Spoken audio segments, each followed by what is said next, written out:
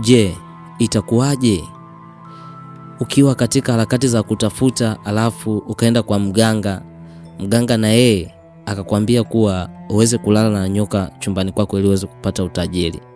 Vipi? Ungekuwa wewe ungeweza kukubali? Sasa twende tuitazame hii story ya kweli ambayo imemtokea muuza nguo huko Manzese, Tunduma. Kijana anaenda kwa jina la Vincent. Kijana mtanashati, kijana msafi, kijana ambaye alikuwa anatamani kutimiza ndoto zake kabla ya kufikia umri mkubwa. Alitamani amiliki majumba ya kifahari, amiliki magari ya kifahari, amiliki kila kitu duniani kwa muda mfupi. Sasa stori yetu inatupeleka moja kwa moja Ileje, huko milimani mbali kabisa, mkoa huko Songwe. Mkoa wa Songwe kuna wilaya inaitwa Ileje. Huko milimani juu kabisa ambako ni interior kabisa. Jamaa ndio alikozaliwa huko. Sasa hii simulizi ni ya kweli kabisa. Mimi nimeamua kuichukua na kuiongezea kidogo. Jamaa ameweza kututumia kupitia WhatsApp. Na wewe pia kama una story yako nzuri unaweza kututafuta kupitia WhatsApp hapo chini. Namba yetu ni 0754211152. Tena story yako inaitwa DJ Panado. Sasa kama hujasubscribe hii channel, ni wakati wako kubonyeza neno lililoandikwa subscribe ili kuwa mwanafamilia. Sasa twende moja kwa moja, story yetu inaanza huko kijijini Ileje. Vincent ana umri wa miaka 16. Alikuwa akisoma shule ya primary Ileje Primary.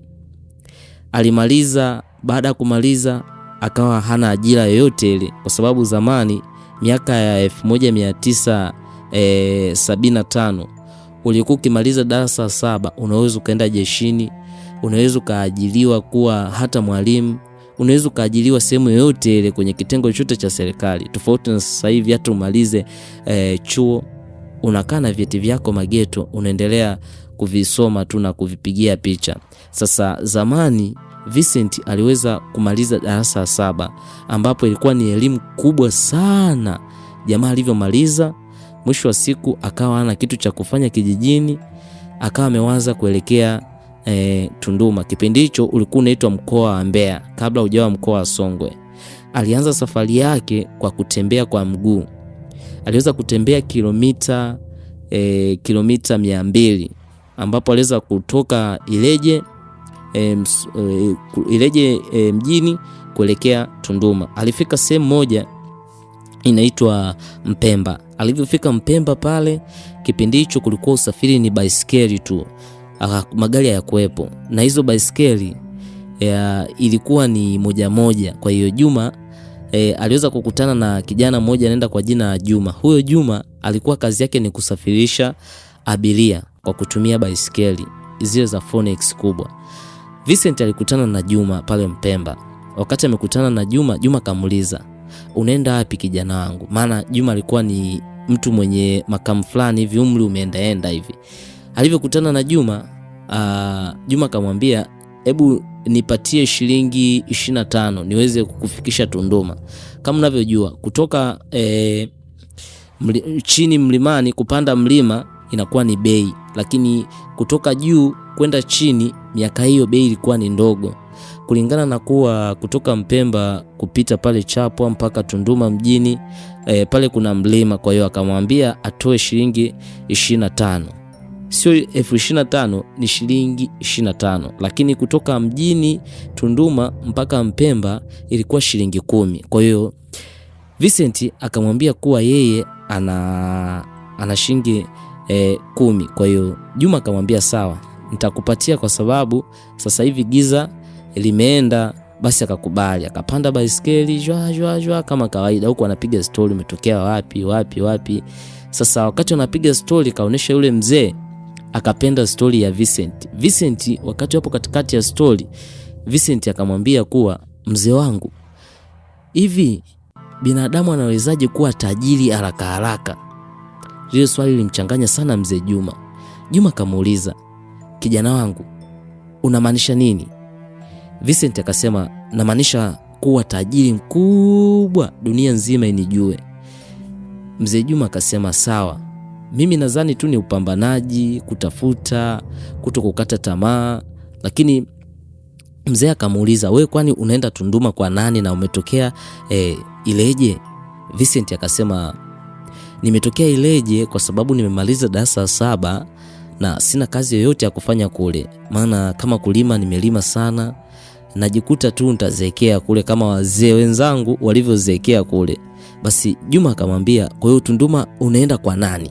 Maana kipindi hicho kwenda kwa kusafiri lazima ujue unaenda kwa nani, na kipindi hicho simu hazikuwepo. Basi Vincent akamwambia, mzee wangu, hapo unaponiona mimi sielewi inafikia kwa nani, na hata hiyo Tunduma siijui. Mzee akamwambia, sawa, lakini kwa sababu mimi ni afisa usafirishaji sihitaji nikuulize sana maswali. Wakati akiwa anaendelea kutembea, kwa sababu anaendesha baisikeli huko anapiga stori, mara amesimama kwenye mlima, basi stori zikawa zimeishia pale. Walivyofika Sogea, ambapo tayari ili waanze kuingia Tunduma mjini. Zamani Tunduma mjini ilikuwa ni Kilimanjaro. Hapo ndio palikuwa mjini tu. Ukienda kote huko juu wapi kulikuwa ni poli kote. Tunduma nzima ilikuwa poli. Kwa hiyo alivyomfikisha pale Sogea, mzee akamuuliza tena, samani kijana wangu, umesema haujui unakoelekea? Vincent akasema, ndio, sijui nakoelekea. Mzee akamwambia, basi ningekuomba uende kalale nyumbani kwangu. Ukisha lala nyumbani kwangu, kesho utaingia mtaani kwa ajili ya kutafuta hicho kitu unachotaka kukitafuta kwa sasa. Lakini huu usiku sasa hivi huku Tunduma kuna wachuna ngozi. Vincent akashtuka, unasema wachuna ngozi? Jamaa hakujua nini maana wachuna ngozi. Alijua labda wachuna ngozi labda madem labda anachuna hivi. Kwa hiyo akazani ni wanawake. Kumbe yule mzee alimaanisha kuwa miaka hiyo kulikuwa na biashara ya uuzaji wa ngozi za binadamu. Sasa Vincent kwa sababu hajui chochote kile akamwambia, mzee, tafadhali hebu naomba uniache tu stand. Yaani uniache tu stand. Uko kwenda kwako mimi sihitaji. Mzee akamwambia, lakini nimekuambia kuwa wakikukuta ovyo ovyo tu mtaani unatembea una kazi yoyote ile, basi ujue wewe hapo utakuwa ni mali yao. Basi wakati wakiwa wanaendelea safari wakawa wamefika tayari Kilimanjaro. Vincent akaona sio mbaya, hebu ngoja nimkubalie tu mzee, mbona inaonekana mzee yuko vizuri. Sasa akamwambia, mzee, mimi niko tayari. Kwani unaishi wapi? Mzee akasema, naishi Migombani. Sasa hiyo Migombani ipo karibu mpakani mwa Zambia na Tunduma. Kwa hiyo ukimove tu kidogo umeshafika Zambia, ambayo hiyo ni nchi nyingine. Basi Vincent akakubali. Moja kwa moja wakafika kwa ule mzee. Mzee alikuwa akiishi mabinti zake wawili na watoto wa ndugu yao, kwa sababu yeye ndo alikuwa na usafiri, na ndugu wote walimwachia ndugu ili aweze kulea, kwa sababu huko zamani ukiwa na baisikeli wewe ni tajiri. Mwisho siku alivyofika pale, Vincent akauliza, hii yote ni familia yako mzee? Mzee Juma akasema, ndio, hii ni familia yangu pia, lakini usijali. Akamwita mke wake, Baba Ima. Abe, mume wangu. Akamekuja pale yule mama. Yule mama alivyomuona Vincent akashtuka. Mume wangu, hivi huyo ni nani yako? Ni ndugu yetu au? Hapana, sio ndugu yetu. Huyu nimemsaidia tu, ni mteja wangu, ana kwa kulala talala leo, kesho asubuhi pakipambazuka ataendelea na maisha yake. Amekuja kutafuta maisha kutondoma. Lakini Baba Ima, hivi wewe uone kama huyu tutaweza tukamkaribisha afa katufanyia kitu kibaya? Sasa hivi serikali imetangaza tusikaribishe wageni ambao hatuwafahamu. Mzee akasema, usijali mke wangu, ondoa wasiwasi. Hebu kijana Vincent, nenda kaoge, alafu uje upate kula ugali, maisha mengine yaendelee. Kesho ukiamka utaendelea na shughuli zako. Kulingana na zamani watu walikuwa sio wengi, population ya watu Tunduma ilikuwa ni ndogo. Yaani jirani wa nje na jirani kuonana ni sawa, yani hatua kadhaa hivi unatembea ndio unamuona jirani yako. Basi kijana alikuwa na wasiwasi, akawa amefika pale asubuhi palivyopambazuka, akaamka vizuri, na mzee bahati mbaya alikuwa ameshawahi job, alikuwa anaamka saa 12 kwa ajili ya kwenda kupata abiria wa kuwapeleka mjini, kwa sababu ilikuwaga kuna biashara sukari inatoka Zambia kuelekea Vwawa, kuelekea wapi, yani kuja huku Tanzania. Kwa hiyo alikuwa anafanyaga hizo biashara. Kwa hiyo Vincent alivyoamka anashangaa mzee hayupo, basi akaaga vizuri familia. Ile nini, unajua tena zamani, yani ukionana na mtu ambaye hujaonana naye unaweza kusema ni ndugu yako, tofauti na sasa hivi. Sasa hivi upendo haupo kama zamani. Basi mama yake Naima akamwambia, mtoto wangu uwe makini, kuna wachuna ngozi. Vincent akabaki kushangaa, hivi samani mamangu, hata yule mzee aliyenipakia jana aliniambia wachuna ngozi. Hawa wachuna ngozi ndo akina nani? Mama akacheka. Usijali, basi wewe endelea tu na safari yako, kama uwafahamu wachuna ngozi. Vincent hakujaji, akapewa kama senti 5 kwamba hii itakusaidia kula siku 3. Hiyo senti 5 ni sawa sawa na 10,000 ya sasa zamani, maana ilikuwa ni miaka 1776 huko, japo aliyekuwa anatusimulia hakutuambia ni mwaka gani, ila alisema zamani. Kwa hiyo akaweza kuchukua ile senti 5 akaendelea kwenda kutafuta maisha. Basi sehemu yake ya kwanza kabisa kufika ilikuwa ni sehemu moja hivi inaitwa Kilimanjaro. Alifika pale stendi. Lengo lake kubwa sana ni kutafuta maisha, na maisha yenyewe anatamani kuja kuwa tajiri ndani ya muda mfupi. Alivyofika pale stendi akakaribishwa na vibaka. Sasa wale vibaka wakamuuliza, wakajua tu kabisa huyu atakuwa ni mgeni huyu. Si unajua wanasema siku zote kuku mgeni akosi kamba mguuni. Kwa hiyo Vincent akukosa kamba mguuni. Walivyomwangalia wakaona huyu kama atakuwa na pesa basi hazijazidi 30 au 40. Basi wakamuita, wewe kijana, hebu njoo tuone. Unatafuta usafiri? Hapana, sitafuti usafiri, natafuta maisha. Aha, kumbe unatafuta maisha kama sisi. Basi naomba tuungane. Wakaungana pamoja. Kulingana kwamba Vincent yeye alishazoea kijijini, kila mtu atakayekutana naye ni ndugu yake. Kwa hiyo alivyokutana na yule mzee hakuna kilichotokea, na wale jamaa wakamkaribisha pale stendi. Walikuwa wakalimu, walikuwa vizuri, wanakamkaribisha na jamaa akakubali. Basi wakamuuliza, unatafuta maisha kwa njia gani? Maana wenzako hapa tunatafuta maisha kwa kubeba mizigo kutoka hapa kuelekea pale. Yani wanatoa pale Tanzania mpakani kuelekea Zambia kuelekea Tanzania. Kwa hiyo zilikuwa ndio misha zao, yani wale wanaobeba mizigo wale, yani sijui tuwaiteje sijui, yani wale wanaobeba mizigo. Kwa hiyo wao ndio walikuwa wanatafuta pesa hivi, wanabeba huku wanaleta huku. Wakamuuliza, vipi, uko tayari kushirikiana na sisi? Kwa sababu jamaa alikuwa na kazi ya kufanya, ndio kazi iliyojitokeza mbele yake, na yeye aliahidi kuwa nitafanya kazi yoyote ile. Akasema ndio, mimi nitafanya hiyo kazi.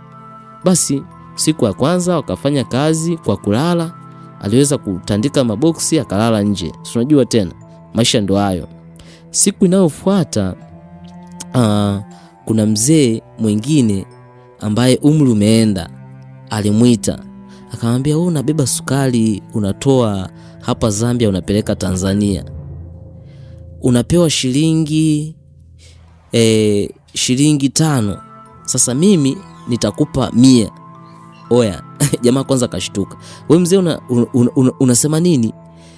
Nasema unibebee sukari unipelekee nyumbani kwangu, nitakupatia shilingi 100. Sasa kwa sababu jamaa anaamna pesa, anaamna utajiri, akakubali. Lakini kuna rafiki yake ambaye aliyemkaribisha akasema, akamuita pembeni, hebu njoo rafiki yangu. Basi jamaa akaenda pale. Sasa alivyoenda pale akamuuliza, vipi, hivi una uhakika na huyu mzee au imekuwaje kuwaje? Anakuambia anakupa 100 wakati kwake amesema ni karibu tu hapo, maana ilikuwa sio mbali sana. Basi jamaa akasema hamna, mimi nitabeba tu. Sasa jamaa kama amefika kwa ule mzee, amepeleka sukari nini na nini. Sasa ameingia tu mle ndani. Oya, alichokutana nacho kinatisha. Oya, mzee ana pesa, mzee ana mawe kinoma. Zamani kumiliki Prado, ilikuwa ndo gari kubwa sana hapo zamani. Kwa hiyo mzee anamiliki Prado, mzee ana wafanyakazi, mzee ana pesa vibaya mno. Sasa jamaa wetu akauliza, mzee, hivi hizi pesa umezipata wapi? Au wewe ni nani kwenye hii nchi? Mzee akacheka akasema, vipi, unataka kuwa kama mimi? Akasema ndio, nataka kuwa kama wewe. Mwisho wa siku dogo akaambiwa kuwa aingie kwenye chumba kimoja ambacho kiko katikati kabisa pale alipokuwa ameweka sukari. Akawa ameingia kwenye kile chumba. Oya, alichokutana nacho, alikutana na manyoka hayo yanamwangalia tu. Manyoka mengi kinoma. Oya, tuambie kupitia comment. Hii story tutaimalizia next time. Cha kufanya tu tujue nini mshikaji alikutana nacho na ilikuwaje mpaka kawa tajiri, mpaka kaja kufulia, mpaka kaja kuwa mwokota makopo, mpaka kaja kuwa kichaa. Oya, alipitia msukosuko mkubwa sana. Tuandike kupitia comment. Hii story umeionaje? Tena story wako. Naitwa DJ Panado ambaye nakuletea simulizi kila siku. Cha kufanya tu make sure umecomment, umelike, umesubscribe hii channel kwa sababu ndio tunaanza kuletea simulizi nzuri. Usimove on, endelea kubaki na sisi. Oya, kila siku tunakuhakikishia tutakuwa bora zaidi ya jana. Bye.